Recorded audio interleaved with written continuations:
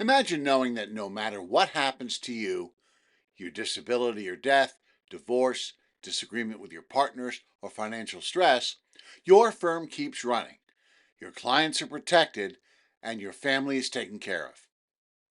When you think about lawyer succession plans, that's really what this is about. Because for most lawyers, that's not the reality. Here's what we're going to cover in this video. First, what actually happens to your law firm if one of those 5 Ds hits and where things typically fall apart. Second, the 5 steps you can take to create a succession plan that actually works in the real world, not just on paper. And third, how to turn your firm into something that has value beyond you. So you're not just protecting it, you're building something you can eventually transition or even sell. Here's what actually happens in most firms. A disagreement leads to a partner or key employee walking out. A divorce forces financial pressure or evaluation at the worst possible time, or the lawyer is dealing with burnout or financial stress and things start slipping. Or it's more sudden. Your absence is due to death or disability, and now no one knows what to do next. And in every one of these situations, the result is the same. You or others are forced to make critical decisions under pressure, or worse, someone else is making them for you. And that's when mistakes happen. And the problem isn't that these things happen, they will. The problem is not having a plan before they do. So, what does a real succession plan actually look like? When we talk about lawyer succession plans, the key is to think about this in steps, not as one overwhelming project, but as something you build in layers. Step one is identifying your risk. In other words, what actually happens in your firm if one of the 5 Ds hits you? If you're suddenly unavailable, who steps in? If you're distracted for weeks or months, what starts to break? If there's conflict inside the firm, what's the backup plan? Most lawyers don't have a succession problem. They have an awareness problem. They haven't walked through what this actually looks like in their own firm.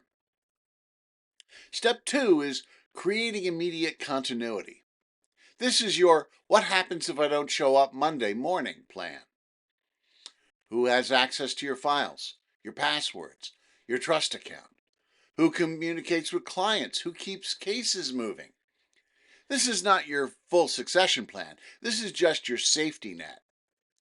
And this is what protects you from the most immediate risk, especially in situations like death or disability. If you have partners, this is easier, especially if one of them handles your practice areas.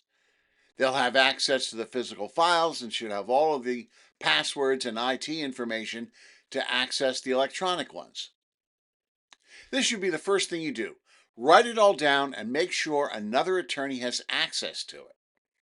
In my firm, as a solo, I provide another attorney in my building with updated information annually, so that if I'm out of commission in the short term, he can step in and keep things going until I get back.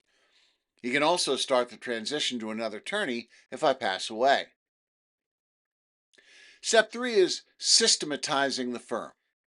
This is where most firms break down because if your firm only works when you do, you don't have a succession plan. You have a dependency problem. You need to plan for more longer term problems created by one of the 5 Ds. Are you dead, permanently disabled, selling your interest due to divorce, or facing a breakup of the firm? Having one means documenting workflows, delegating responsibility, and creating consistency in how work gets done. This is what protects you not just from catastrophic events, but from the day to day realities of stress, burnout, and distraction. And it's what turns your firm into something that can function without you being involved in everything. Step four is defining your transition path. Once your firm is more structured, you actually have options. You can transition internally to an associate or partner.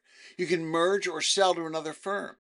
Or you can create a phased transition where you gradually step back. This is where succession planning shifts from protection to opportunity. You're no longer just trying to avoid problems. You're building something that has real, transferable value. And step 5 is protecting and formalizing the plan. This is where you put the right agreements in place, define roles clearly, and make sure everyone knows what happens and when. If your firm's corporate bylaws, membership agreement, or partnership agreement don't lay these out with specificity, you need to amend them. But this step only works if the first 4 are in place. You've identified the risks, have short-term procedures in place, created systems to allow the firm to function without you, and formalize them legally. Because you don't formalize chaos, you formalize a system. Now, if you're thinking about this the right way, you should be realizing something. Having a plan is one thing, but making your firm actually work without you, that's a completely different challenge. Because here's what happens for most lawyers.